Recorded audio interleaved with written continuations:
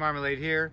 I'm making this video because I value my patrons. I value very much. And one of my patrons, you know who you are, asked to do a video. I had asked what kind of videos you want to see. And she asked a very good one, which I haven't really thought about much because I kind of take it for granted, but is bear canisters in general and how to pack them. How do you carry them in your pack properly, or the different ways and the thought process in there. And so we're going to go over that as succinctly and quickly as we can. But thank you for the idea, and let's get started with this. I'm not affiliated with any of them. I just happen to like these two. So I have the Bear Vault BV450 and the Bear Vault 500. So we'll start with the larger one, the BV500. On their site, they sell them on bearvault.com for $92.95 for the larger one. This is the larger one. They say it holds up to 7 days of food. It is 2.9 pounds, so not light, and about 700 cubic inches of space inside this. The size is 8.7 inches across this way and 12.7 height-wise. All right, we'll go over the smaller one, and I'll kind of tell you what they have in common, like kind of their specs and what they're known for. Okay, so here's the smaller one. They say, this is the BV450, they say you can get 4 days of food in it, and it is $80.95 on their site, $80.95. This is 2.1 pounds and 440 cubic inches of space inside. Its measurements are 8.7 again across the top, so the width is the same.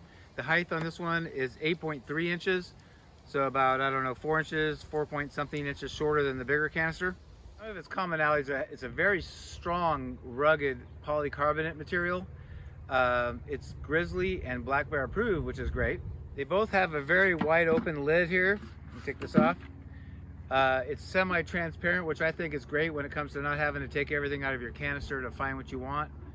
And they both have two locks that when you screw this on and lock, there's two lock settings, so you can lock this at night when you do put your canister out. All right, guys, here's where it would lock here. I want to show you how to lock and unlock it. It's kind of hard to do here when I'm kind of stretched out far away, but here's the two parts that lock right here. And you'll hear a clicking sound when they lock. Listen to this right there.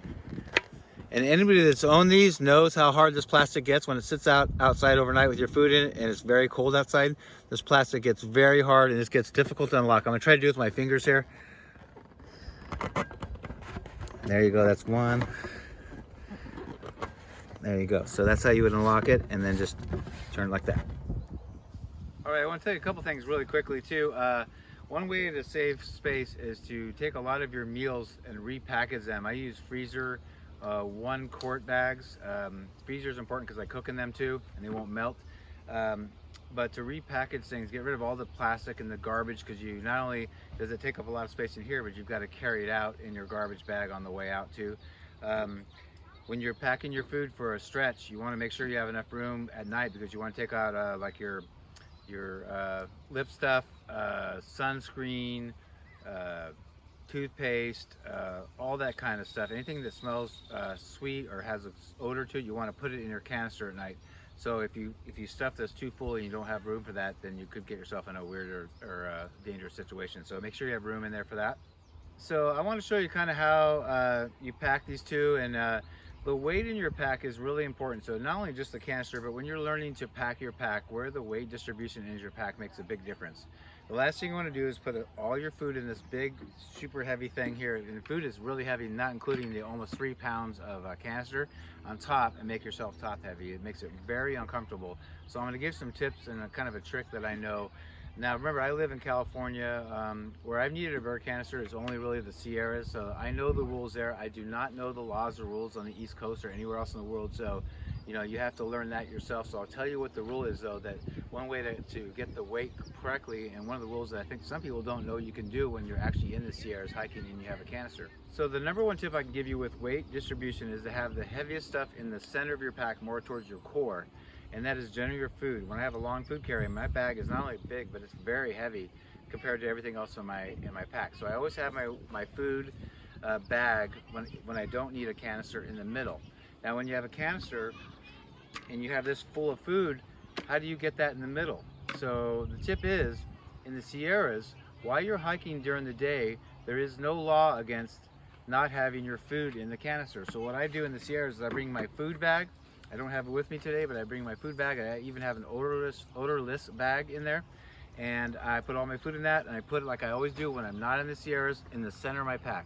And what I do is, to make room for it, I take some clothes and lighter things and put the light stuff in here and put this on top, and that gets the weight proper. The only law is you need to, you have to have a permit in the Sierras, but you need to have at night your food in your canister and put away from your sleeping area. So that is the rule. So that's how I get around that and get the weight right while I'm hiking. It's perfectly legal. Even if you're stopped by a ranger, they'll check for your permit, and they want to know you have a bear canister, and it's up to you to put your food in there. And let me show you how I attach this, and then I'll show you the smaller one I actually put inside the pack, which is what I took in the Sierras last year in 2021. I put it in my pack. I prefer not to have it on top if I can help it. Sometimes you can't, but in this case I could, so I'll show you how I pack that. So really quickly, I should say I have the Z-Packs Arc Haul backpack. It is, I think, 62 liters, and it's only like 23 ounces, and it handles the high-end or comfortability high-end rating. I think it's 35 or 40 pounds, so really hard to find a pack that's light like this, yet can handle heavier weights comfortably. When you order it, it comes with a single strap like this, which will go on here, and just literally to keep your roll top down. I paid extra. They have it kind of like a la carte on their site. It's a basic backpack, and you can have as many pockets and things attached, and you pay every time for that. So I ordered a zipper pouch that goes inside for my keys and wallets. It's stuck on the inside of the body of this pack. My ID and my money and my permit things go in there, and it's waterproof. So I glued that on the inside, and then I ordered this is the only extra thing I did. And it's just I don't know if they call it a Y or a V strap, but I want to say it's 15 or 20 bucks. But basically, it's very simple. You just unthread it. There's a clip, and you unthread it and take this off, and I put on this. And so lately, I've just left it on there. But let's show you how this attaches on top real quick. And really, unclipping is the easiest way. You want to pack inside. I just did this hastily. It's full of blankets and stuff, just so I had a full pack. But you don't want to hastily pack this. You want to kind of make sure there's like a flat surface. I don't really have a super flat surface here for the canisters to rest on, but like this. And by making a flat surface or even a concave in, it'll stay in place. And then we'll just pull these straps tight.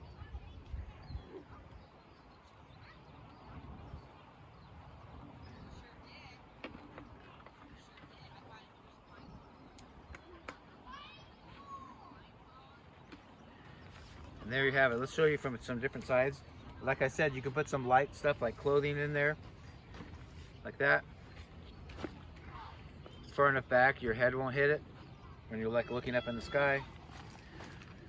So there you go. It's up to you to be responsible at night and make sure you put your food in there. And you might get some unwanted visitors at night if you don't do it. Not to mention a pretty hefty ticket and an escort out of the park if you don't follow the guidelines to put your food in at night.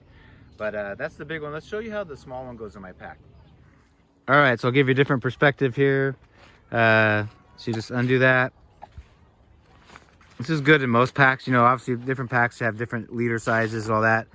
I have some blankets in here. So remember, I normally have a lot of more odds and ends and small things. And when I put the canister in, so let's pretend that you see that tan, I have my quilt down there and a tan blanket. So pretend this is actually where I would probably, or maybe a little low, but pretty close to where I'd put my small canister. And what you want to do on these, depending on your pack too, but I put it in this way. Thank you to Hiking Red for teaching me this, because I wasn't sure how to put this in like this, vertically, sideways, whatever. But he's tested out, he's done the whole PCT, and he said the best way, and he has a similar pack. He has the Arc Blast, not the Arc Haul, but it's to put it in like this. Sorry, the bench is kind of in the way. I'm trying to do this. Interesting filming like this. But you want to put this flat side against your back.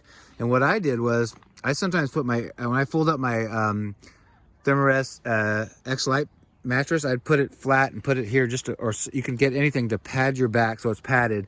This is flat, so you're not gonna have anything digging you, but it is hard. So you wanna put something there, and then you can see there's space on both sides. If you can see this, like here and here, I would fill that with all kinds of gear so that my canister's not moving around, and then put things on. This centers it in the back, the center of my back, and really distributes the weight great.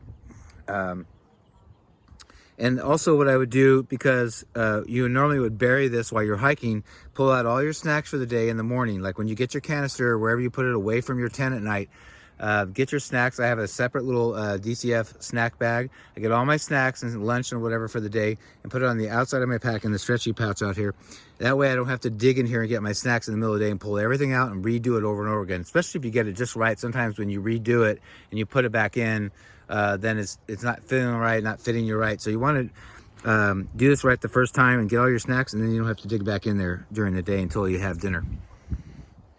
All right, one thing I was just thinking about before I close this video out is that the larger canister will fit horizontally in some backpacks. It does not fit in mine. That's why I put it on top. It fits vertically, but I feel it takes up way too much space, and it actually throws the weight off. You can put it in vertically and get it centered, and then it's just a little harder to get it to where it stays in the middle when you put all the gear around it. I just felt the small one is easier. I was able to go through the Sierras, and actually one thing I learned about myself is when I start a through hike or a long distance hike, I lose my appetite. I don't eat much. And so what I did was my first stretch from Kennedy Meadows south up to Independence, past Mount Whitney, all that this last year was about 8.5 days, so almost 9 days. And that small canister is supposed to hold 4. But I refined all my food and repackaged it, made it tight. The first day I hiked out of town, I had all my food for the day and that dinner in my outside pouch, so I didn't need that in there. But I knew I wasn't going to eat very much, so I brought a lot less food, and it worked out perfectly. So I was able to actually go almost 9 days with a small canister that supposedly only holds 4 days, but that's 4 days of a lot of food. So anyway, so if you have a different pack, the larger canister might fit horizontally, but mine it does not. So I like to have it either horizontal on top, or I have the small one inside. But anyway, I hope that answers your questions. I hope that helps.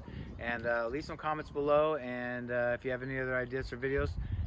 And just thank you so much. I appreciate the love and the support of the channel. And until next time, see you down the trail.